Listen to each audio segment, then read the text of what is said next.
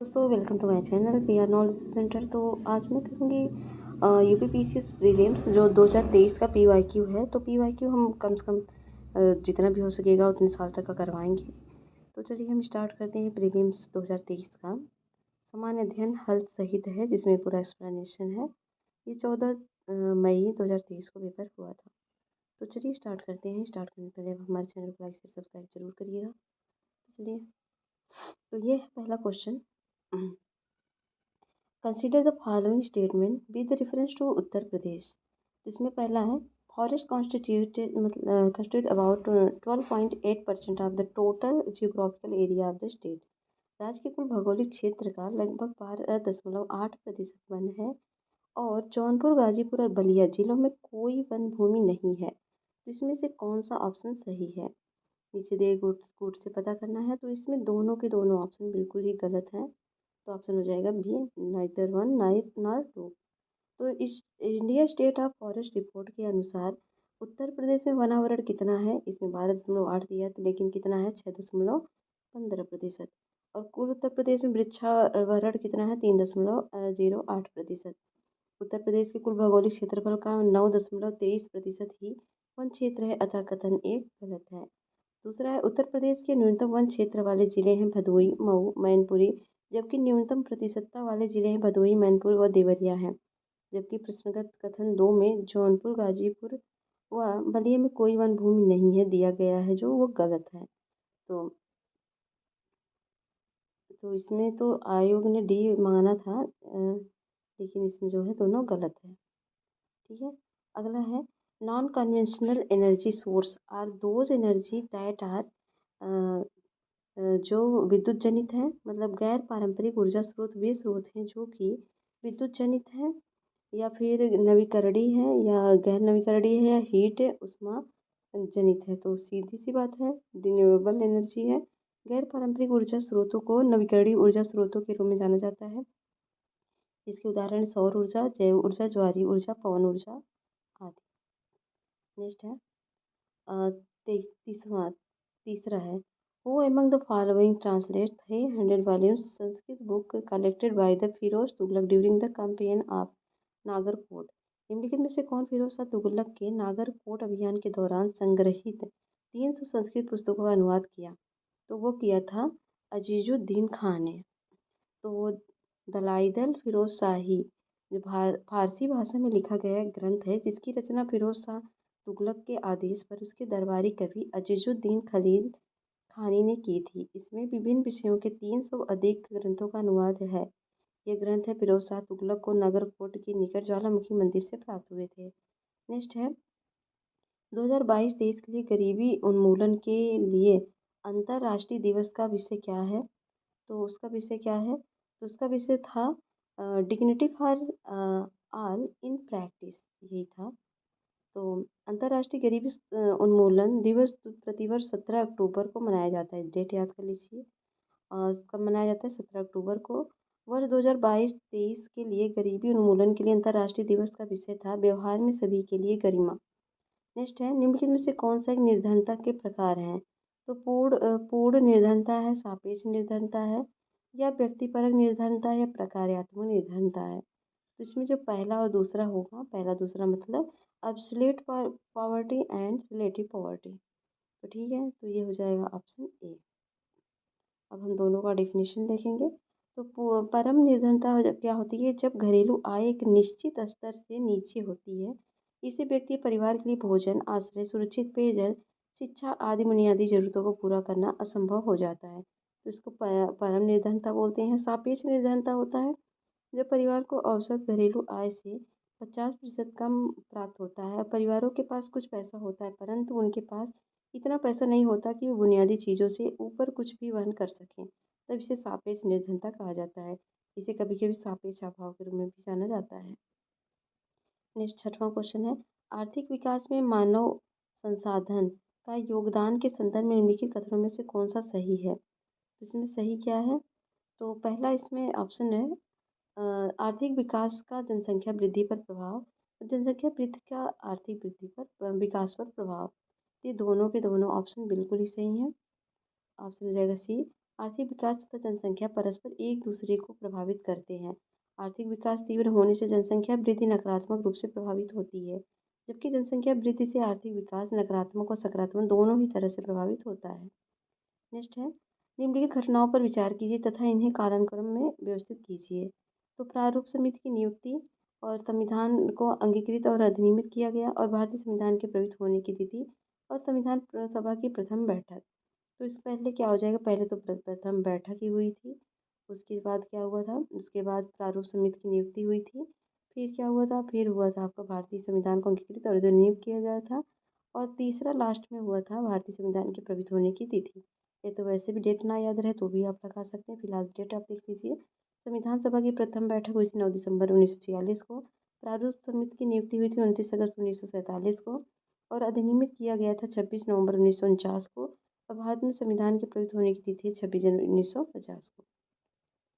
अब यहाँ पर एक दिया गया है, दूसरा कारक है, व्याधि मतलब डिजीज है, फैक्टर है। तो कौन सा डिजीज किससे होता है वो देखेंगे हम।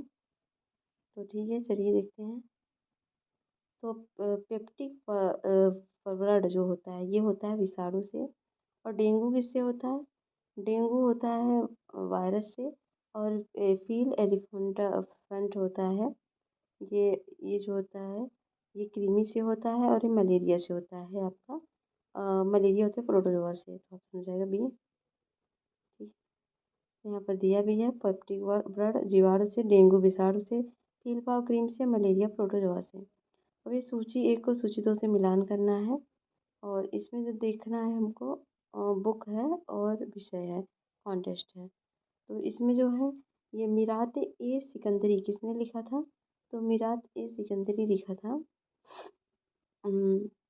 ये लिखा था इन्होंने, गुजरात विजय पर लिखा गया था। बुरहान मासिर जो है वो लिखा गया था, ये बहमनी के अहमदनगर का इतिहास था।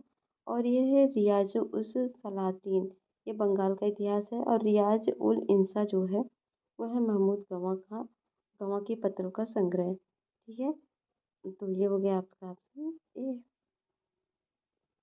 मीरात सिकंदरी गुजरात विषय पर है। बुरहान पासी बहमनी के अहमदनगर का इतिहास है।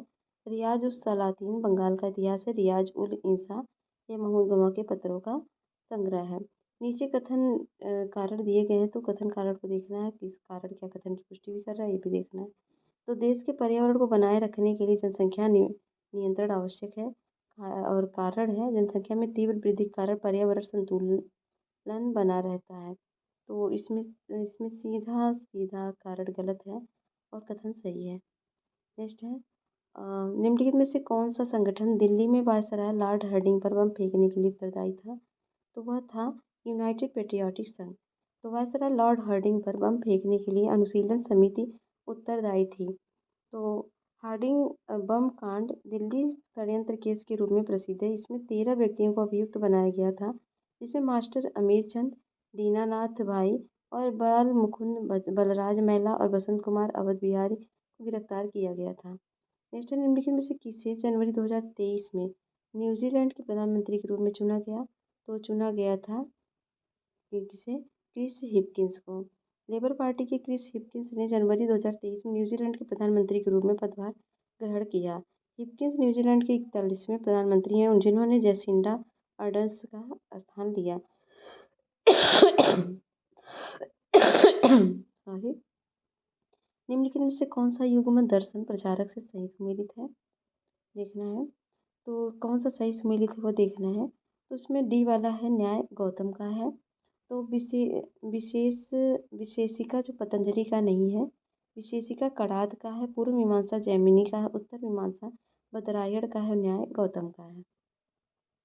अगला है, भारत में जनगणना का कार्य सर्वप्रथम कब किया गया था, तो ये हुआ था जनगणना का कार्य 1871 में। ठीक है, और संघीय बजट 2023-24 में योजनाओं के अनुसार आवंटन के संदर्भ में निम्नलिखित कथनों में से कौन सा कथन सही है, तो इसमें पिछले वर्ष की तुलना में मनरेगा हेतु आवंटन में सर्वाधिक प्रतिशत कटौती दर्ज की गई, और सही है ये, पहला तो सही है। और दूसरा, पिछले वर्ष की तुलना में जल जीवन मिशन हेतु आवंटन में सर्वाधिक प्रतिशत वृद्धि दर्ज की गई, तो ये गलत है। तो इसका ऑप्शन हो जाएगा केवल एक सही है, मतलब ऑप्शन डी। तो यहाँ पर हम देखेंगे, तो संघीय बजट 2023-24 की पिछले वर्ष की तुलना में मनरेगा हेतु आवंटन में सर्वाधिक 18% की कटौती दर्ज की गई। मनरेगा के लिए वर्ष 2022-23 के बजट में 73,000 करोड़ रुपए का आवंटन किया गया था, जिसे वर्ष 2023 में 24 के बजट में घटाकर 60,000 करोड़ रुपए कर दिया गया। संघीय बजट 2023-24 में जल जीवन मिशन के 70,000 करोड़ रुपए का आवंटन किया गया था, जो बजट 2022-23 के आवंटन में 60,000 रुपए से लगभग 16.6% अधिक है। दूसरा कथन असत्य है, क्योंकि प्रधानमंत्री आवास योजना में सर्वाधिक वृद्धि लगभग 66% हुई है और संघीय बजट 22-23 में प्रधानमंत्री आवास योजना के लिए 48,000 करोड़ रुपए का आवंटन किया गया। अगला है, फरवरी 2023 में भारत के सबसे बड़े हेलीकॉप्टर निर्माण संयंत्र का उद्घाटन निम्नलिखित में से किस स्थान पर हुआ था? तो हुआ था वो तुमकुर कर्नाटक में। 6 फरवरी 2023 कर्नाटक स्थित तुमकुरू नगर में हिंदुस्तान एरोनॉटिकल लिमिटेड हेलीकॉप्टर निर्माण फैक्ट्री की आधारशिला रखी गई थी। ये भारत के साथ साथ एशिया का सबसे बड़ा हेलीकॉप्टर निर्माण कारखाना है। 17वां है, निम्नलिखित में से कौन सा कवियत्री पुस्तक सही सुमेलित नहीं है? तो इसमें दायाभाई विनय मल्लिका सही है और सहजोबाई सहज प्रकाश ये भी सही है। गंगाबाई गणेश देवलाल ये गलत है, क्योंकि गंगाबाई ने देवी त्रिया निषेध लिखा था, इनकी पुस्तक है मतलब। और दयाबाई का विनय मालिका है, सहजोबाई का सहज प्रकाश है, सोन कुमारी का स्वर्णबेली की कविता है। पंचायत के संबंध में चुनाव का संचालन करता है कौन? तो वो करता है state election commission. Very simple, 243 के में है ये। अगला, पंचायत राज का अशोक मेहता समिति प्रतिवेदन 1977 के प्रमुख सिफारिशों के संदर्भ में निम्नलिखित कथनों में कौन सा सही है? तो पहला, पंचायत राज 3 स्तरीय व्यवस्था के साथ द्विस्तरीय व्यवस्था होनी चाहिए। और दूसरा है, राज्य स्तर के नीचे पर्यवेक्षण हेतु खंड को विकेंद्रीकरण का प्रथम बिंदु माना जाना चाहिए। तो इसमें केवल पहला सही है, दूसरा गलत है। दूसरा, पंचायती राज व्यवस्था के मूल्यांकन तथा इसे और अधिक प्रभावशाली बनाने के लिए दिसंबर 1977 में सरकार ने अशोक मेहता की अध्यक्षता में एक सीमित समिति गठन की, जो 1978 में अपनी रिपोर्ट सौंपी। इस रूप में इसमें 132 सिफारिशें दी गई थी। अगला है, उत्तर प्रदेश के निम्नलिखित शहरों में से कौन सा शहर भारत की अध्यक्षता के दौरान G20 के 200 सत्रों में से 11 बैठकों के स्थल के रूप में सम्मिलित नहीं है? तो वह नहीं है, कानपुर नहीं है, वाराणसी, ग्रेटर नोएडा और आगरा है। अगला है, चरक संहिता कितने अध्याय और खंडों में विभाजित है? तो चरक संहिता जो है 120 अध्याय और 8 खंड में विभाजित है। नेक्स्ट है, मानव हृदय कितने चैम्बर्स का बना होता है? तो मानव हृदय बना होता है 4 चैम्बर्स का। अगला है, फरवरी 2023 तक उत्तर प्रदेश में अमृत भारत स्टेशन योजना के तहत आधुनिकीकरण के लिए कितने स्टेशन की पहचान की गई? तो की गई थी 149। नेक्स्ट है, निम्नलिखित में से कौन सा mRNA वैक्सीन जिसका उपयोग कोविड-19 संक्रमण के विरुद्ध किया गया था वह कौन सा है? तो वह है स्पुतनिक और नोवावैक्स या सिनोवैक या मॉडर्ना। तो वो है पहला आपका मॉडर्ना है। ठीक है, नेक्स्ट है, कोविड-19 के संक्रमण के बचाव के लिए विश्व के विभिन्न देशों ने विभिन्न वैक्सीन का निर्माण किया। मॉडर्ना अमेरिका द्वारा विकसित mRNA वैक्सीन है। स्पुतनिक रूस द्वारा विकसित वायरल वेक्टर वैक्सीन है। नोवावैक्स प्रोटीन आधारित टीका है, जिसे अमेरिका ने विकसित किया। सिनोवैक चीन द्वारा विकसित वायरस टीका है। अगला क्वेश्चन, 1918 के संयुक्त प्रांत किसान सभा का गठन निम्नलिखित में किस नेता ने किया था? तो किया था इंद्र नारायण द्विवेदी ने। तो 1918 में इंद्र नारायण द्विवेदी ने मदन मोहन मालवीय और गौरी शंकर मिश्र के प्रयासों के साथ संयुक्त प्रांत किसान सभा का गठन किया था। किसान सभा ने किसानों को बेदखल जमीन को जोतने और बेकार न करने की अपील की थी। अगला है, वैदिक कालीन प्रशासन में भाग 2 कौन अधिकारी था? तो भाग 2 जो था वो था रेवेन्यू कलेक्टर। अगला है, मिलान करना है। ये लिस्ट है और ये दूसरा लिस्ट है, मिलान देखना है हमको। तो ठीक है, ये अनुच्छेद पर है, एक मिनट। तो अनुच्छेद 324 किससे है? तो निर्वाचन आयोग से है। और 315 लोक सेवा से है। और 280 जो है वित्त से है। और 338 जो है अनुसूचित जनजाति है। वेरी सिंपल, इसका ऑप्शन हो जाएगा डी, यहाँ पर दिया भी है। नेक्स्ट है, केंद्रीय बजट 2023 में वित्तीय क्षेत्र में के लिए कौन सा वाक्य सही है? तो इसमें कोई सही नहीं, इसमें सही है जो है। इसमें फिजिकल डेफिसिट जो थी 3.5% of GSDP allowed for the state थी, इसलिए ये सही है, बाकी सब गलत है। यहाँ पर देख लीजिए, 22-23 में राजकोषीय प्रबंधन हेतु प्रावधान किए गए थे। राज्य को 50 वर्ष के लिए व्यय मुक्त ऋण दिया गया। और 2023-24 के बजट अनुमानों में कुल व्यय लगभग 45 लाख करोड़ रुपए है। और इसमें जो 25-26 तक राजकोषीय घाटे को 4.5 से नीचे रखने का लक्ष्य था और 23-24 के बजट में राज्य को जीएसडीपी का 3.5% राजकोषीय घाटे की अनुमति थी।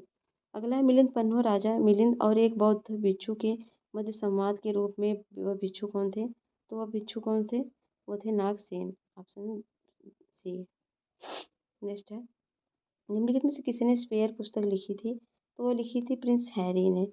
स्पेयर पुस्तक की रचना प्रिंस हैरी ने की थी। इस पुस्तक का संदर्भ एक कुलीन कहावत से है, एक उत्तराधिकारी और एक अतिरिक्त।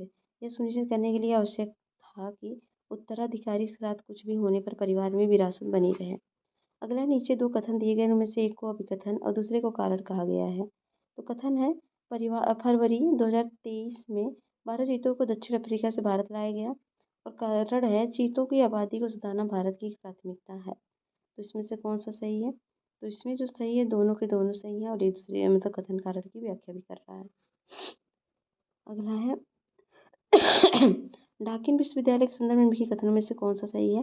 ये एक स्वतंत्र परिसर के माध्यम से भारत में प्रवेश करने वाला पहला विदेशी विश्वविद्यालय है। इसे महाराष्ट्र में स्थापित किया जा रहा है। इसमें जो सही है केवल पहला कथन सही है, दूसरा क्यों गलत है? क्योंकि यह डीकन विश्वविद्यालय जो ऑस्ट्रेलिया का एक प्रमुख विश्वविद्यालय गिफ्ट सिटी गुजरात में एक स्वतंत्र परिसर के माध्यम से भारत में प्रवेश करने वाला पहला विदेशी विश्वविद्यालय बन गया। डीकन विश्वविद्यालय भारतीय और विदेशी छात्रों को गिफ्ट IFSC में विज्ञान प्रौद्योगिकी इंजीनियरिंग गणित और वित्तीय प्रबंधन के क्षेत्र में बिल्कुल वही डिग्री पाठ्यक्रम की पेशकश करने में सक्षम होगा जो पाठ्यक्रम ऑस्ट्रेलिया में प्रदान किए जाएंगे। नेक्स्ट है भारत के G20 प्रतीक चिन्ह के संदर्भ में निम्नलिखित कथनों में से कौन सा सही है? तो प्रतीक चिन्ह में 7 पंखुड़ियां वाला कमल है। प्रतीक चिन्ह की 7 पंखुड़ियां 7 महाद्वीपों का प्रतिनिधित्व करती हैं। तो दोनों के दोनों ऑप्शन बिल्कुल ही सही हैं। नेक्स्ट है नेक्स्ट है एक मिनट। लोकसभा की प्रथम महिला स्पीकर निम्नलिखित में से कौन सी थी? वेरी सिंपल और कई बार पूछा भी गया है, मीरा कुमारी थी। सेवाओं के बारे में आर्थिक सर्वेक्षण 2023 के निम्नलिखित में से कौन सा कथन सही नहीं है? तो इसमें जुलाई 2022 में क्रेडिट ग्रोथ सर्विस 16% से ऊपर है, बिल्कुल सही है। 75 डिजिटल बैंकिंग इकाइयों में घोषणा वित्तीय सेवाओं को बदलने के लिए की गई, ये भी सही है। PMI सेवाओं में 2022 जुलाई से सबसे मजबूत विस्तार देखा गया, ये भी सही है। फैशन, ग्रॉसरी और जनरल मर्चेंडाइज 2030 तक भारतीय ई-कॉमर्स बाजार के प्रमुख 2/3 हिस्से में अपना स्थान रखेंगे, तो ये गलत है। ये कम करने की बात हुई थी। 27 तक ई-कॉमर्स बाजार के 2/3 हिस्से में अपना स्थान रखने की बात हुई थी, मतलब 2027 तक थी, ना कि 30 तक। अगला है निम्नलिखित पेशवाओं के शासनकाल पर विचार कीजिए और उन्हें कालानुक्रम में लगाइए। तो इसमें बालाजी विश्वनाथ हैं, बाजीराव नाथ हैं, नारायण और माधवराव हैं। तो इसका आंसर हो जाएगा 1 2 4 3 ऑप्शन ए। तो इसमें बालाजी जो आए थे 1713 से 20 तक थे और बालाजी और बाजीराव उसके बाद आए थे 20 से 40 तक थे, 20 साल। उसके बाद माधवराव आए थे 61 से 72 तक और नारायण राव थे 72 से 73 तक। अगला निम्नलिखित यूक्रेन का सबसे बड़ा कोयला उत्पादक केंद्र कौन सा है? तो वह है डोनेस्टक। यूक्रेन का सबसे बड़ा कोयला उत्पादक जो है वह है डोनेटस्क है। यूक्रेन के पूर्वी भाग में स्थित डोनेटस्क देश के कोयला उत्पादन में 90% से अधिक हिस्सेदारी रखता है। अगला निम्नलिखित में से कौन सा कथन सत्य है? तो महासागरीय लवणता कर्क एवं मकर रेखाओं पर अधिकतम होती है और यदि सूर्य, पृथ्वी तथा चंद्रमा एक सीध में हो तो यह स्थिति लघु ज्वार की स्थिति है। और तीसरी है बेंगुला प्रशांत महासागर की ठंडी धारा है। और डी है पृथ्वी पर लगभग ठीक 12 घंटे और 30 मिनट बाद ज्वार आता है। तो इसमें से कौन सा कथन सही है? तो इसमें कथन जो सही की बात हो रही है, सत्य तो पहला सही है। महासागरीय लवणता कर्क एवं मकर रेखा अधिकतम होता है, बिल्कुल सही है। तो यहाँ पर देख लेंगे हम। तो समांतर भूमध्य रेखा में ध्रुवों की ओर जाने पर लवणता में कमी आती है, लेकिन उच्च तापक्रम और उच्च वाष्पीकरण के साथ न्यून लवणता और आर्द्रता के सम्मिलित प्रभाव के कारण कर्क रेखा और मकर रेखा पर लवणता सर्वाधिक होता है। 24 घंटे में प्रत्येक स्थान पर 2 बार ज्वार भाटा आता है। जब सूर्य, पृथ्वी तथा चंद्रमा एक सीधी रेखा में होते हैं तो इस समय उनके सम्मिलित आकर्षण के परिणामस्वरूप दीर्घ ज्वार का अनुभव होता है। बेंगुला धारा दक्षिण अटलांटिक महासागर में बहने वाली एक ठंडी धारा है और पृथ्वी पर प्रतिदिन लगभग 12 घंटे 26 मिनट बाद ज्वार आता है। ठीक है।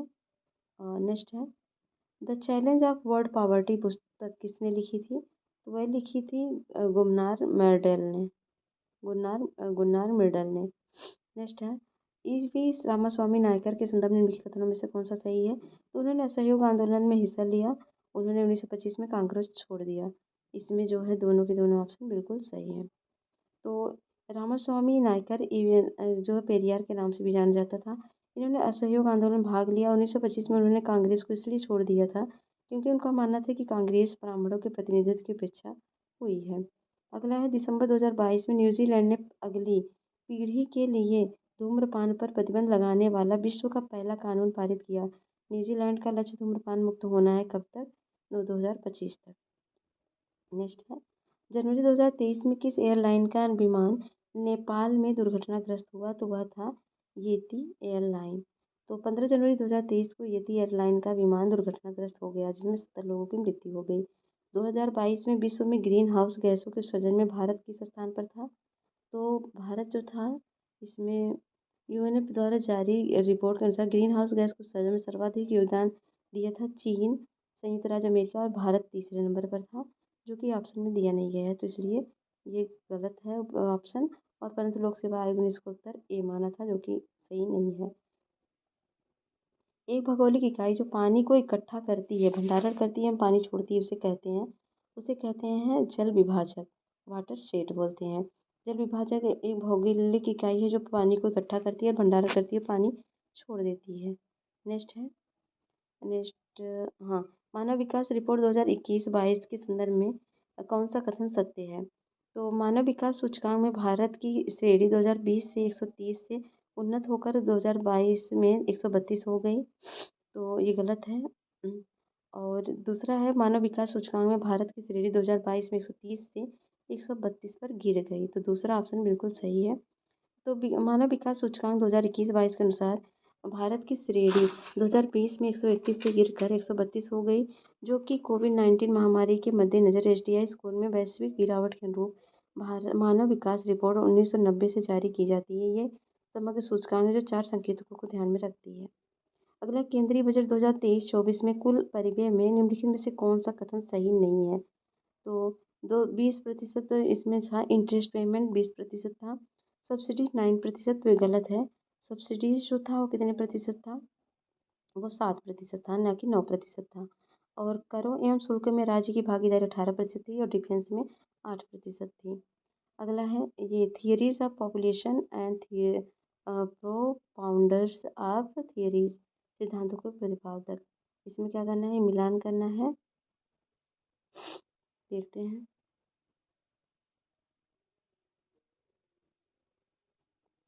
तो उपयुक्त जनसंख्या सिद्धांत किसने दिया था? ये दिया था एडविन केनन ने। और ये सोशल एडजस्टमेंट थियरी को इसने दिया था, हेनरी जॉर्ज ने दिया था। और डेमोग्राफिक ट्रांसलेशन ये दिया था थॉमसन ने, मतलब ए पहले ने। और पॉपुलेशन फूड सप्लाई रिलेशनशिप ये माल्थस ने दिया था। तो इसका आंसर हो जाएगा आपका सी। और यहाँ पर आप देख लीजिए, उपयुक्त जनसंख्या सिद्धांत एडविन केनन ने और सामाजिक उपसमायोजन सिद्धांत हेनरी जॉर्ज ने और जनसंख्या संक्रमण सिद्धांत थॉम्पसन ने, जनसंख्या खाद्यान्न आपूर्ति सिद्धांत माल्थस ने दिया था। निम्नलिखित में से कौन सा एक कीटनाभक्षी पौधा है? तो इसमें से कौन सा है? तो वेरी सिंपल, वो है नेपेंथिस, जिसे घटपड़ी बोलते हैं। संयुक्त राज्य अमेरिका तथा मैक्सिको के बीच सीमा पर स्थित नदी कौन सी है? तो वह है ग्रांडे। रियो ग्रांड व कोलोराडो नदियाँ दोनों ही संयुक्त राज्य अमेरिका मैक्सिको के बीच सीमा का निर्धारण करती हैं। निम्नलिखित में से कौन सा एक दर्रा राज्य केंद्र सहित सुमेलित है? तो माना उत्तराखंड में ही, बिल्कुल सही है। तो नीति नीति जो है ये उत्तराखंड में है, और माना भी उत्तराखंड में है। और अघिल कहाँ पर है? अघिल है लद्दाख में, तो अघिल गलत है, तो ऑप्शन इसका पहला सही है। अघिल लद्दाख में है, और माना जो है ये भी उत्तराखंड में है। और दीपू दीपू कहाँ पर है? दीपू जो है अरुणाचल प्रदेश में है। पोषक स्तर बनाते हैं खाद्य श्रृंखला में जीवन के संबंध से होने से, केवल जंतुओं में, केवल मांसाहारी जंतुओं में और केवल पौधों में। तो वो इसका आंसर हो जाएगा, वो बनाते हैं खाद्य श्रृंखला में जीवों के संबंध को, जैसे यहाँ पर आप देख सकते हैं ग्राफ में। नेक्स्ट है, निम्नलिखित में से कौन सा केंद्रीय बजट विभाग 2023-24 में अनुमानित आवंटित राशि सही सुमेलित है। तो इसमें देख सकते हैं, तो डेप्थ ऑफ हेल्थ रिसर्च के लिए 9,155 करोड़ था और स्वास्थ्य मंत्रालय का 89,155 करोड़ और इसमें स्वास्थ्य एवं परिवार कल्याण मंत्रालय के लिए 80,000 करोड़ या फिर प्रधानमंत्री जन आरोग्य के लिए 5,000 करोड़। इसमें जो गलत पूछा है सुमेलित है, सही सुमेलित जो है केवल बी है। ये 79,155 करोड़ था मिनिस्ट्री ऑफ हेल्थ के लिए। तो प्रधानमंत्री जन आरोग्य के लिए 72,000 करोड़ था और स्वास्थ्य परिवार के लिए 86,175 था और स्वास्थ्य शोध विभाग के लिए 29,180 था, 80 था और स्वास्थ्य परिवार कल्याण मंत्रालय के लिए 79,155 करोड़ था। अगला, संसद के सचिवालय में पदों के संदर्भ में निम्नलिखित में से कौन सा कथन सही है? तो संसद के प्रत्येक सदन के सचिवालय के लिए सम्मिलित पदों को सृजित किया जा सकता है। संसद को अपने किसी भी सदन के सचिवालयी स्टाफ की सेवा शर्तों को विनियमित करने का अधिकार होता है। तो इसमें कौन सा सही है? तो इसका जो आंसर होगा वो दोनों के दोनों बिल्कुल सही है। भारतीय संविधान के अनुच्छेद 98 के एक के तहत संसद के प्रत्येक सदन के लिए एक पृथक सचिवालय की व्यवस्था है तथा इसी खंड के परंतु के अनुसार दोनों संगठन सदनों के सचिवालय के लिए सम्मिलित पदों को सृजित किया जाता है। संसद विधि द्वारा अपने किसी भी सदन के सचिवालय स्टाफ की भर्ती एवं इनकी सेवा शर्तों का विनियमन कर सकती है। अगला है 54 नंबर का क्वेश्चन। 25 दिसंबर 2022 को निम्नलिखित में से किस देश द्वारा 1 जनवरी 2005 के बाद जन्मे हुए पुरुषों के लिए 1 वर्ष की सैनिक सेवा अनिवार्य कर दी गई? तो वह कर दी गई ताइवान में। तो ताइवान ने 1 जनवरी 2005 के बाद से जन्मे हुए पुरुषों के लिए 1 वर्ष की सैन्य सेवा को अनिवार्य कर दिया।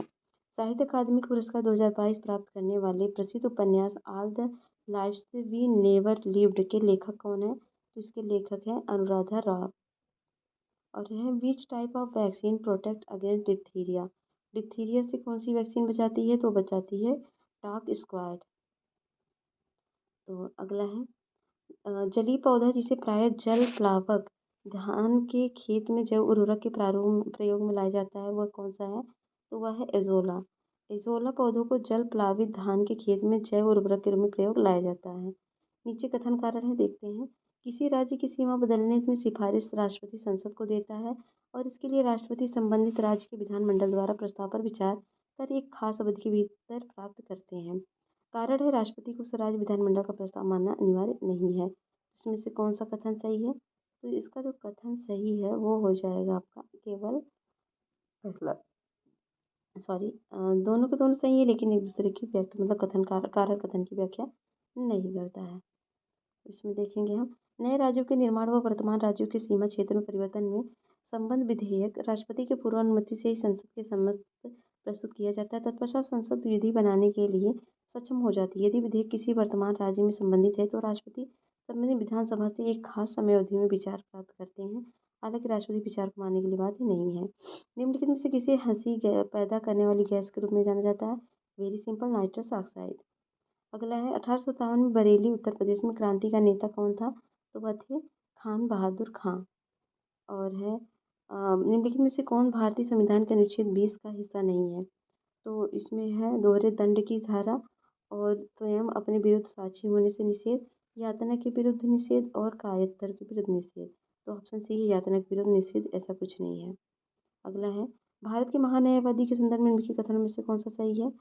तो महान्यायवादी के पद पर ऐसे व्यक्ति की नियुक्ति होगी जो जो कि उच्चतम न्यायालय का न्यायाधीश नियुक्त होने के लिए आहरित हो और महान्यायवादी को उसके पद से उसी प्रक्रिया द्वारा हटाया जा सकता है जैसे उच्चतम न्यायालय के न्यायाधीश को। तो इसमें केवल पहला सही है, दूसरा गलत है। क्यों गलत है? क्योंकि भारत का न्यायवादी संघ की कार्यकारिणी का एक अंग है, वह देश का सर्वोच्च कानून अधिकारी। संविधान के अनुच्छेद 76 में भारत के महान्यायाधीश के पद का प्रावधान है। इनकी नियुक्ति राष्ट्रपति द्वारा सरकार की सलाह पर की जाती है। महान्यायाधीश को हटाने की प्रक्रिया और आधार संविधान में नहीं बताए गए हैं। वह राष्ट्रपति के प्रसाद पर्यंत पद धारण करता है और 76(1) के अनुसार राष्ट्रपति उच्चतम न्यायालय का न्यायाधीश नियुक्त होने के लिए आहरित व्यक्ति को भारत का महान्यायाधीश नियुक्त करते हैं। अगला है भारत में जनसंख्या स्थायित्व का लक्ष्य किस वर्ष तक निर्धारित किया गया? तो वह 2070 तक। अगला है नेक्स्ट इसमें है निम्नलिखित युग्मों पर विचार कीजिए। संविधान की अनुसूची के सही सुमेलित नहीं है जो, तो इसमें नवीं अनुसूची में राज्यसभा में स्थानों का आवंटन, तो पहला तो गलत है और यही गलत है, ऑप्शन हो जाएगा ए। देख लेंगे हम नवीं अनुसूची में केंद्र व राज्य के ऐसे कानून हैं जिसे न्यायालय में चुनौती नहीं दी जा सकती है और तीसरी अनुसूची में शपथ तथा प्रतिज्ञान के प्रारूप हैं। 8वीं अनुसूची में भाषा है। 10वीं में दल बदल है और चौथी में राज्यसभा में स्थानों का आवंटन है। और इसमें मिलान करना है। SDG गोल 10 में क्या है, तो SDG गोल 10 में जो है वह है असमानता का। और जलवायु क्रिया किस में है, क्लाइमेट का 13 में है। और 14 का जिसमें है इसमें पानी के नीचे जीवन का है। और 15 में है ज़मीन के ऊपर जीवन का। तो इसका देखेंगे तो पानी के नीचे 14 में है, 15 में ज़मीन के नीचे है, 10 में समानता का है, जलीय क्रिया का है। तो ऑप्शन हो गया इसमें डी। नेक्स्ट है निम्नलिखित में से प्राकृतिक रेशम का एक घटक है, तो प्राकृतिक रेशम का घटक है नाइट्रोजन। अगला है निम्नलिखित में से किस सिद्ध दोष के आधार पर फरवरी 2023 में ब्रिटिश प्रधानमंत्री ऋषि सुनक द्वारा अपनी सरकार में वित्त मंत्री नदीम जवाहिरी को हटा दिया गया था, तो हटा दिया गया था टैक्स स्कैंडल के मामले में। नेक्स्ट है भारतीय जैविक डेटा केंद्र किस राज्य में स्थापित किया जा रहा है, तो जैविक वाला जो स्थापित किया जा रहा है तो वो किया जा रहा है हरियाणा में। ऑप्शन बी हरियाणा में। ठीक है। अगला है माउंट न्यूमेन निम्नलिखित में से किस खनिज के लिए प्रसिद्ध है, तो वह प्रसिद्ध है आयरन ओर के लिए। पश्चिम ऑस्ट्रेलिया में स्थित माउंट न्यूमेन लौह अयस्क के खनन के लिए प्रसिद्ध है। निम्नलिखित में से कौन सी आर्थिक क्रिया नहीं है, तो इसमें वॉलंटरी स्वैच्छिक समाज सेवा ये आर्थिक क्रिया नहीं है। किसानी, परिवहन, नौकरी को आर्थिक क्रिया की श्रेणी में रखा गया क्योंकि इन क्रियाओं से आय का सृजन होता है। और पुराणों के संदर्भ में निम्नलिखित कथनों में से कौन सा सही है, तो पहला है विष्णु पुराण में मौर्य वंश की जानकारी मिलती है। वायु पुराण पुराण गुप्त वंश की शासन व्यवस्था पर प्रकाश डालता है। तो दोनों के दोनों कथन बिल्कुल सही हैं। निम्नलिखित में से कौन सा एक योजना वर्ष सही सम्मिलित नहीं है, तो इसमें है सांसद आदर्श ग्राम योजना 2014 शुरू हुआ था। और दीनदयाल उपाध्याय ग्रामीण कौशल्य योजना ये भी 2014 में सही है। और Shyam Prasad Mukherjee rural urban mission 2015 ये 2015 का नहीं बल्कि 2016 का है। 2016 का है, तो यह गलत हो गया option C. Rural housing housing subsidies का है 2017 का। तो है संसाधन के उपयोग तथा भविष्य के लिए उनके संरक्षण की आवश्यकता को संतुलित करने को हम क्या कहेंगे, तो उसको हम कहेंगे सस्टेनेबल डेवलपमेंट। अगला है नीचे उच्चतम न्यायालय को मौलिक अधिकारों के हनन रोकने के लिए रिट जारी करने की शक्ति के संबंध में कथन दिए गए हैं। तो पहला है उच्चतम न्यायालय को यह शक्ति प्रदान है कि वह बंदी प्रत्यक्षीकरण परमादेश प्रतिषेध अधिकार पीछा उत्प्रेषण रिट जो भी मूल अधिकार को लागू करने के लिए समुचित हो उस रिट का प्रयोग कर सकती है। संसद का अधिकार है कि वह कानून बनाकर किसी अन्य न्यायालय को अपनी आधिकारिक सीमा स्थानीय सीमाओं के भीतर उच्चतम न्यायालय की दी गई शक्तियों का प्रयोग कर सकती है। इसमें जो सही है वह है दोनों के दोनों कथन बिल्कुल सही है। अगला है निसार उपग्रह निम्नलिखित में से किस संगठनों द्वारा संयुक्त रूप से विकसित किया गया, वेरी सिंपल इसरो और नासा द्वारा। और है Ramganga river join the Ganga at Kannauj. Ramganga नदी कन्नौज के पास गंगा नदी में मिलती है। बेतवा नदी प्रयागराज के पास यमुना नदी में मिलती है। तो कौन सा कथन इसमें सही है, तो पहला सही है, दूसरा गलत है। दूसरा गलत है, पहला सही है। ठीक। इसमें क्योंकि ये रामगंगा नदी कन्नौज के निकट गंगा नदी में मिलती है, जबकि बेतवा नदी प्रयागराज के पास नहीं बल्कि हमीरपुर के पास यमुना नदी में मिलती है।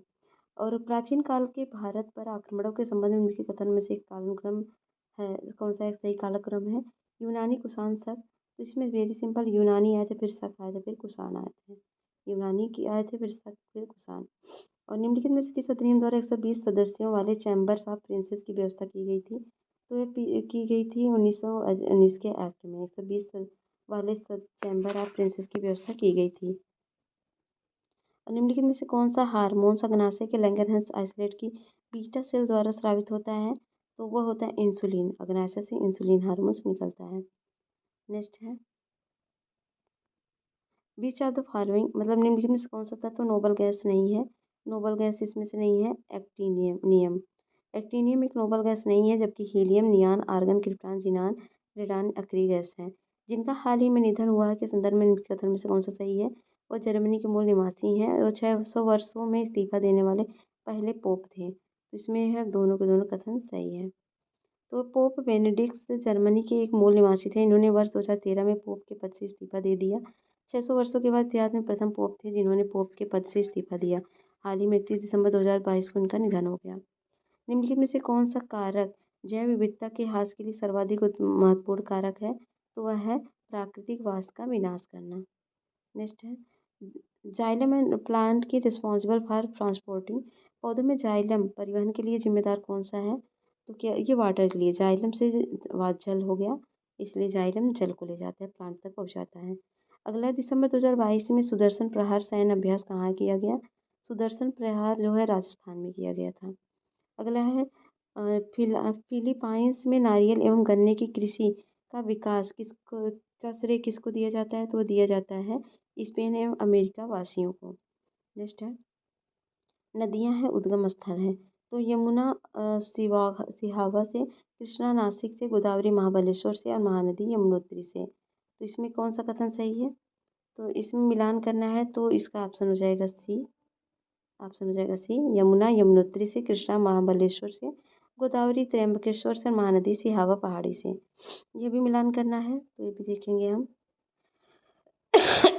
किलिमंजारो तंजानिया और ट्यूबकल मोरक्को से है और स्टैनले जो है स्टैनले है युगांडा से और हॉगर जो है अल्जीरिया से। तो ऑप्शन हो जाएगा डी। तो Kilimanjaro option D Kilimanjaro Tanzania, Toubkal Morocco, Stanley Uganda और हॉगर अल्जीरिया। अगला है झील और सही सुमेलित नहीं है कौन सा? तो मार्कैबो वेनेजुएला और है मिशिगन संयुक्त राज्य अमेरिका, ओनेगा कनाडा का है, बैकाल रूस का है। तो यहाँ पर ओनेगा रूस का है, यही गलत दिया गया है। तो ऑप्शन हो गया सी। ओनेगा कहाँ का है? रशिया का। तो मार्काइबो वेनेजुएला का, मिशिगन संयुक्त राज्य अमेरिका, ओनेगा रूस का, बैकाल रूस का है। From dependent to self reliance पुस्तक के लेखक कौन है? तो इसके लेखक हैं बिमल जलान। नेक्स्ट है संसद में उत्तर प्रदेश के प्रतिनिधित्व के संदर्भ में निम्नलिखित कथन में से कौन सा सही है? राज्यसभा के लिए उत्तर प्रदेश को 31 सीटें आवंटित हैं। लोकसभा के लिए 80 सदस्य उत्तर प्रदेश के निर्वाचित होते हैं। तो दोनों के दोनों कथन बिल्कुल सही है। अगला है कैप्टन हॉकिंस के संदर्भ में निम्नलिखित में से कौन सा कथन सही है? तो पहला है 1611 में जेम्स वन के दूत के रूप में भारत आए थे। वह तुर्की भाषा का बहुत अच्छा ज्ञाता था। इसमें से कोई कथन सही नहीं है। कैप्टन हॉकिंस 1608 में आया था और ये जहांगीर के दरबार में उपस्थित हुआ था और वह तुर्की फारसी भाषा का अच्छा जानकार था। कथन एक असत्य है जबकि दो सत्य है। तो इसका ऑप्शन हो जाएगा बी, ओनली टू। ठीक है, दो सत्य है लेकिन आयोग इस प्रश्न का उत्तर ए माना था, जो कि बेवकूफ़ी करता ही रहता है। निम्नलिखित में से कौन सा जननी सुरक्षा योजना का प्रमुख उद्देश्य है? तो इसका उद्देश्य है मातृ मृत्यु दर तथा नवजात मृत्यु दर में कमी करना। ये 12 अप्रैल 2005 को शुरू किया गया था। अगला सर्वोच्च न्यायालय के एक न्यायाधीश का त्यागपत्र संबोधित होता है तो ऑफकोर्स राष्ट्रपति को देगा। नेक्स्ट है संघ वित्त आयोग के संदर्भ में निम्नलिखित कथन में से कौन सा सही है? तो वित्त आयोग एक अध्यक्ष तथा 6 सदस्यों से मिलकर बना होता है। वह वह जो है प्रतिवेदन नीति आयोग को प्रस्तुत करता है। तो ये दोनों के दोनों कथन बिल्कुल ही गलत है। तो उसी में भारत के एक वित्त आयोग की स्थापना में संबंधित प्रावधान है जिसमें एक अध्यक्ष सहित कुल 5 सदस्य होते हैं और वित्त आयोग अपने प्रतिवेदन भारत के राष्ट्रपति को प्रस्तुत करते हैं जिन्हें वो संसद के समक्ष रखवाता है। अगला है भारत के किस भाग में हांगुल नाम का हिरण पाया जाता है? तो हांगुल पाया जाता है जम्मू कश्मीर में। नेक्स्ट है भारत के एक राज्य में विधान परिषद के गठन के संदर्भ में इनमें से कौन सा कथन सही है? तो एक विधान परिषद में उस राज्य की विधानसभा की कुल सदस्य संख्या के 1/3 से अधिक सदस्य नहीं हो सकते हैं और एक राज्य की विधान परिषद में कम से कम 40 सदस्य होना आवश्यक है। इसका जो कथन सही है वो पहला दूसरा बिल्कुल दोनों सही है। तो संविधान के अनुच्छेद 171 के अनुसार राज्य विधान परिषद के सदस्यों की कुल संख्या उस राज्य की विधानसभा के सदस्यों की कुल संख्या के 1/3 से अधिक नहीं होगी, परंतु विधान परिषद के सदस्यों की संख्या की कुल संख्या का 40 से कम नहीं होगा। संगीत की टप्पा शैली निम्नलिखित में से किस मुगल सम्राट के दरबार में परिष्कृत एवं विकसित की गई थी? तो वह की गई थी मोहम्मद शाह के दरबार में। और अगला है भारत के उपराष्ट्रपति के निर्वाचन जिसे सर्वोच्च न्यायालय द्वारा शून्य घोषित किया गया के संदर्भ में निम्नलिखित में से कौन सा कथन सही है? उपराष्ट्रपति के रूप में इस प्रकार की घोषणा से पूर्व उसके द्वारा दिए गए कार्यविधि मान्य होते हैं और उपराष्ट्रपति के रूप में इस प्रकार की घोषणा होने के दिन उसके द्वारा किए गए कार्यविधि मान्य नहीं होंगे। इसमें कौन सा सही है? तो पहला केवल सही है। तो इसमें है संविधान के अनुच्छेद 72 क्लॉज 2 के अनुसार यदि सुप्रीम कोर्ट राष्ट्रपति उपराष्ट्रपति के निर्वाचन को शून्य घोषित करता है तो ऐसी स्थिति में उसके द्वारा घोषणा के दिन व उसके पूर्व किए गए कार्य अधिमान्य नहीं होंगे। इस प्रकार एक सत्य है जबकि आर कथन असत्य है। दूसरा, पुरातात्विक स्थल है, वर्तमान स्थान है। तो नवसा कहाँ पर है? नेवासा, नेवासा जो है वो है महाराष्ट्र में। और ईसमपुर कहाँ पर है? ईसमपुर है आपका कर्नाटक में। और डिडवाना, डिंडवाना जो है वो है राजस्थान में। और गुडियामा जो है वो तमिलनाडु में है। तो ऑप्शन हो गया सी। तो अगला है एससीओ फिल्म महोत्सव 2023 संदर्भ निम्नलिखित में से कौन सा कथन सही है? तो शंघाई सहयोग संगठन की भारत की अध्यक्षता के दौरान एससीओ फिल्म महोत्सव आयोजित किया जा रहा है। और दूसरा कथन है एससीओ फिल्म महोत्सव में एससीओ देशों की फिल्में दिखाई जाएंगी। तो इसमें दोनों के दोनों कथन बिल्कुल सही है। तो भारत में जनवरी 2023 में शंघाई सहयोग का संगठन काउंसिल ऑफ स्टेट एंड राष्ट्रीय फिल्म विकास निगम की सहायता से शंघाई सहयोग संगठन फिल्म महोत्सव 2023 का आयोजन किया गया, जिसमें एससीओ के देशों की विभिन्न फिल्मों को दिखाया गया। लेटराइट मिट्टी के संदर्भ में कौन सा कथन सही है? यह मिट्टी उच्च तापमान एवं भारी वर्षा वाले क्षेत्र में विकसित होती है। इन मिट्टी में लौह अयस्क एवं एल्युमिनियम की कमी पाई जाती है। तो इसमें पहला जो है सही है, दूसरा गलत है। लेटराइट मृदा में लौह अयस्क जो एल्युमिनियम से समृद्ध होते हैं, ना कि इसमें कमी पाई जाती है। निम्नलिखित में से कौन सा संविधान का भाग नहीं है? तो ये क्या है? अधिकरण भाग 11 में है, तो 11A में है, ना कि इसमें है। तो ये गलत है। ऑप्शन ए आपको पहले ही मिल गया। राजभाषा 17 में है, संघ राज्य क्षेत्र 8 में है। और अनुसूचित जाति जनजाति 10 में है, अधिकरण 14 का में है। अगला है निम्नलिखित रेगिस्तान पर विचार कीजिए और उन्हें उनके आकार के बढ़ते क्रम में लगाइए। तो सबसे बड़ा सहारा मरुस्थल है, सबको पता होगा सहारा है। फिर सहारा है, फिर जाके आपका है गोबी का डिज़र्ट, फिर अरेबियन है, फिर जाके ग्रेट सैंडी है। तो ऑप्शन हो जाएगा ए। तो ग्रेट सैंडी नहीं मतलब सहारा डिज़र्ट। एक मिनट, इसमें क्या करना है? नीचे दिए कोट में सबसे छोटे से अच्छा सबसे छोटा जो है गोबी का है, सबसे छोटा है ग्रेट सैंडी, फिर गोबी का मरुस्थल है, फिर है अरेबियन, फिर है सहारा। तो ऑप्शन हो जाएगा ए। नेक्स्ट है अ, दिसंबर 2022 में जारी सामाजिक प्रगति सूचकांक के अनुसार टियर 1 में निम्नलिखित में से कौन सा अति उच्च सामाजिक प्रगति में शीर्ष 3 स्थानों पर है? तो वह है पौंडुचेरी, लक्षद्वीप और Goa. Option A. Next next है निम्नलिखित संदर्भों में व्याख्या करना है।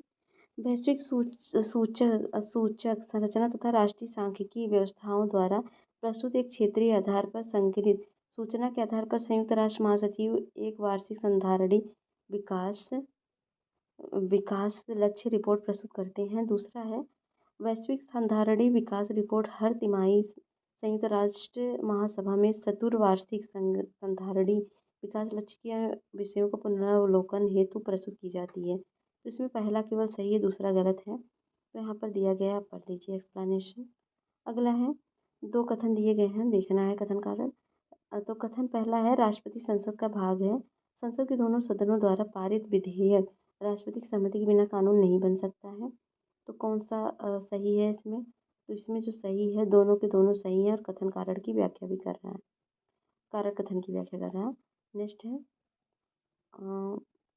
कालक्रम की दृष्टि में कौन अंतिम हुआ में मतलब कौन सा लास्ट में हुआ था?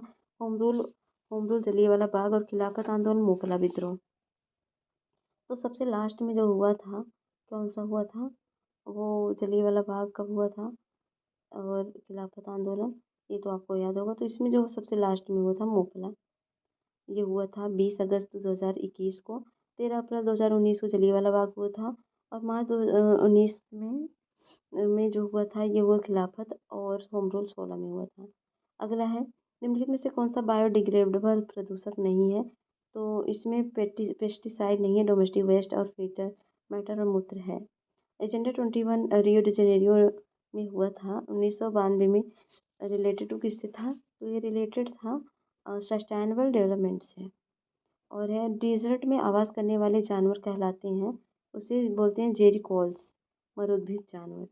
अगला है निम्नलिखित में से कौन सा स्थान अलकनंदा में भागीरथी नदी मिलता है? तो है देवप्रयाग, वेरी सिंपल। और है समुद्री शैवाल किसके महत्वपूर्ण स्रोत हैं? तो शैवाल स्रोत जो हैं आयोडीन के हैं। और है निम्नलिखित कथनों में से ग्राम सभा के संबंध में कौन सा कथन सत्य नहीं है? तो इसके कार्य और शक्तियाँ ग्राम स्तर पर उसी प्रकार हैं जैसे राज्य व्यवस्थापिकाओं के राज्य स्तर पर होते हैं। बिल्कुल सही है। इसकी शक्तियों का निर्धारण केंद्रीय सरकार के द्वारा होता है, नहीं राज्य सरकार द्वारा होता है। तो बी गलत हो गया है।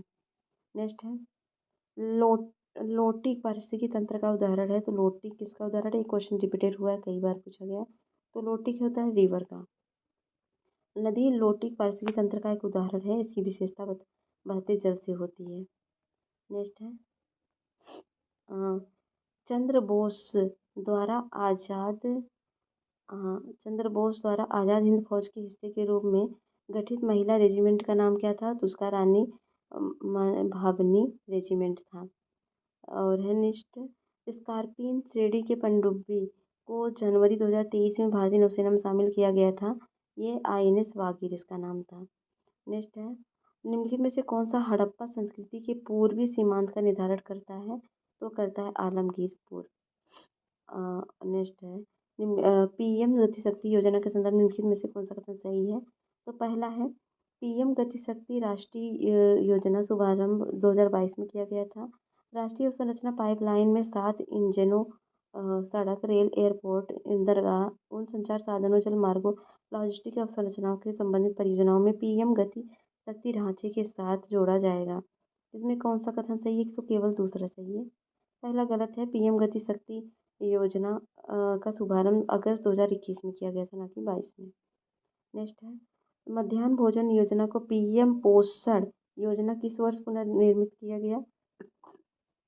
ये किया 2021 में।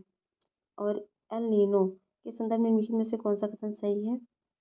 तो एल नीनो जो है एल नीनो में पूर्वी प्रशांत क्षेत्र में पेरू के तट पर गर्म धारणाओं को प्रकट होने में शामिल होता है। तो बिल्कुल सही है। और पेरू के तट पर पानी के लगभग 10 डिग्री तक बढ़ा देती है, जिससे समुद्र में प्लैंकटन की मात्रा बढ़ जाती है।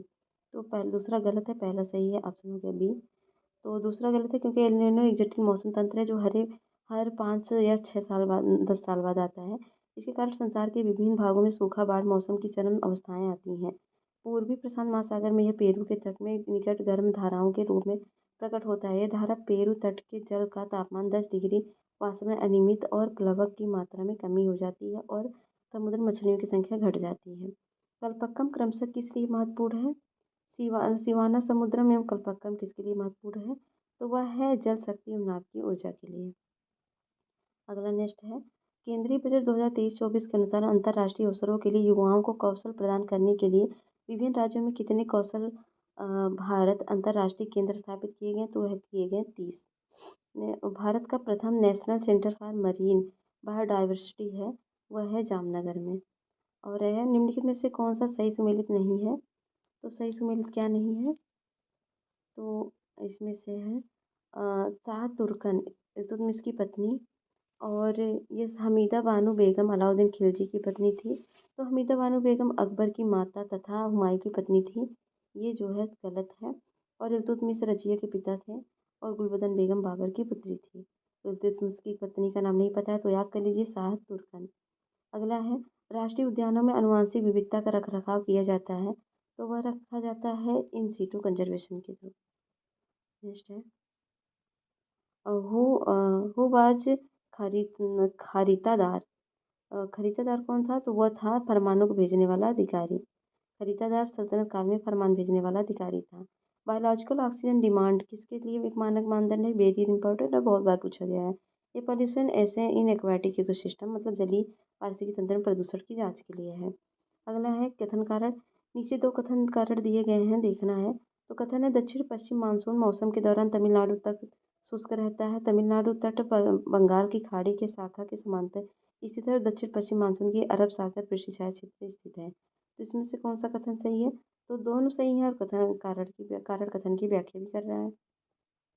अगला है संसद की संयुक्त बैठक के संदर्भ में निम्नलिखित कथनों में से कौन सा कथन सही है? तो अनुच्छेद 109 कुछ दशाओं में संसद की दोनों सदनों की संयुक्त बैठक का प्रावधान करती है।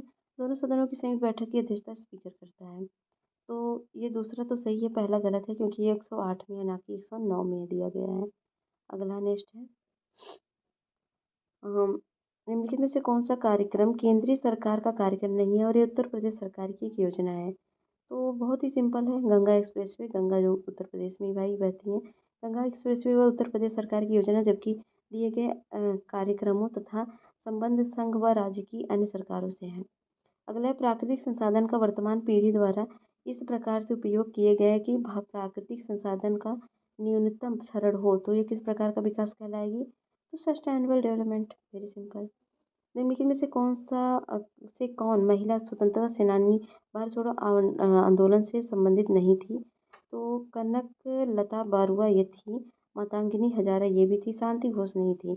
कनक लता बारुआ, मातंगिनी हजारा व अडा असफ अली भारत छोड़ो आंदोलन से संबंधित थी, जबकि शांति घोष ने दिसंबर 1938 में जिलाधिकारी को गोली मारकर हत्या की थी। निम्नलिखित में से कौन सा प्रावधान नीति निर्देशक तत्व तथा मौलिक कर्तव्य दोनों में एक भाग है? तो वह है पर्यावरण का संरक्षण। अगला है निम्नलिखित में से कौन सा बंदरगाह देश सही सम्मिलित नहीं है? इगार्क जो है चीन का है। तो इगार्क जो रूस का है, चीन का नहीं है, तो यही पहले गलत हो गया, ऑप्शन ए हो गया। जकार्ता इंडोनेशिया का है। मोंटेवीडियो उरुग्वे का है। रॉटरडैम नीदरलैंड का है। अगला है प्रारंभ की किस अवधि के लिए सभी सरकारी उद्देश्य हेतु अंग्रेजी भाषा के उपयोग के लिए अनुमति प्रदान की गई थी? तो वह की गई थी 15 ईयर के लिए। ठीक है, नेक्स्ट है निम्नलिखित में से कौन सी योजना उत्तर प्रदेश संबंधित है?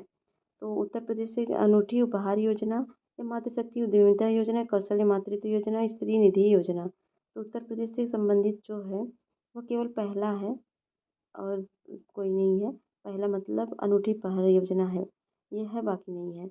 अगला है चंद्रप्रभा वन्यजीव अभयारण्य उत्तर प्रदेश की जनपद में स्थित है? तो वह है चंदौली में। चंद्रप्रभा चंदौली 1957 में।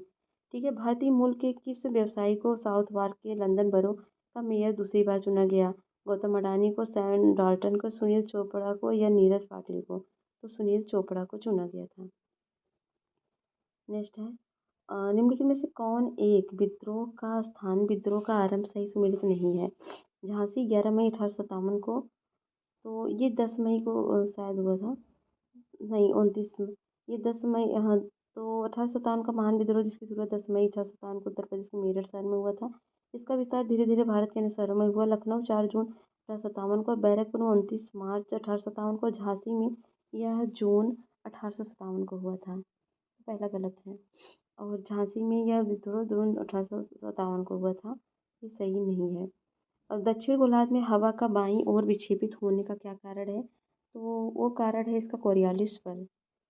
और है जल रोकथाम प्रदूषण अधिनियम को निम्नलिखित में से किस वर्ष बनाया गया? तो 1974 में बनाया गया था।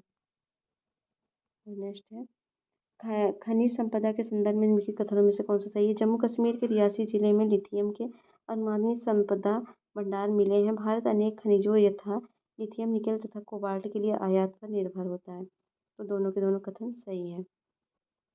पराबैंगनी विकिरण को अवशोषित करने वाली ओजोन परत किस वायुमंडलीय स्तर में पाई जाती है?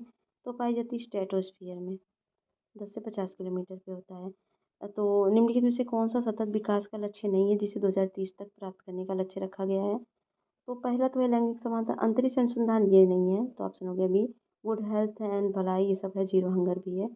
अगला है निम्न में से कौन सा विश्व वेटलैंड दिवस के रूप में मनाया जाता है? तो मनाया जाता है 2 फरवरी को। और है फिर विश्व सामाजिक संरक्षण रिपोर्ट प्रकाशित की जाती है? तो प्रकाशित की जाती है ILO द्वारा, इंटरनेशनल लेबर ऑर्गेनाइजेशन द्वारा। Who compose the golden globe award winning song Naatu Naatu?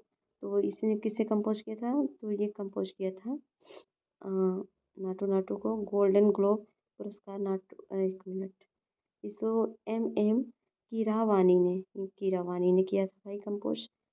Next है 2 फरवरी 2023 को निम्नलिखित में से किस देश ने केंद्रीय बैंकों के अपने करेंसी नोट से ब्रिटिश राजशाही हटाने की घोषणा की? तो वह की थी ऑस्ट्रेलिया ने। 2 फरवरी 2023 को ऑस्ट्रेलिया ने केंद्रीय बैंक ने अपने करेंसी नोट से ब्रिटिश राजशाही प्रतीक को हटाने की घोषणा की। ऑस्ट्रेलियाई करेंसी नोट पर वर्षों से ब्रिटिश राजशाही का प्रतीक अंकित किया जा रहा था। निम्नलिखित में से कश्मीर के किस शासक ने जजिया और गौ हत्या को समाप्त किया था? तो कश्मीर का शासक था वो जैन अबिदीन। और है निम्नलिखित में से कौन सा सहायक नदी सही सम्मिलित नहीं है? मालप्रभा कृष्णा सही है। और हेमावती कावेरी, मंजरा गोदावरी, प्राणहिता महानदी की नहीं है, प्राणहिता गोदावरी की है। तो ठीक है, मालप्रभा, कृष्णा, हेमावती, कावेरी, मंजरा, गोदावरी, प्राणहिता, गोदावरी। तो ये 150 क्वेश्चन कंप्लीट होते हैं। अगर वीडियो पसंद आता है लाइक से सब्सक्राइब करिएगा। हम इस तरह से कई साल का आपको करवाएंगे ये प्रीवियस ईयर। तो ठीक है, मिलते हैं नेक्स्ट वीडियो में, तब तक जय हिंद, जय भारत।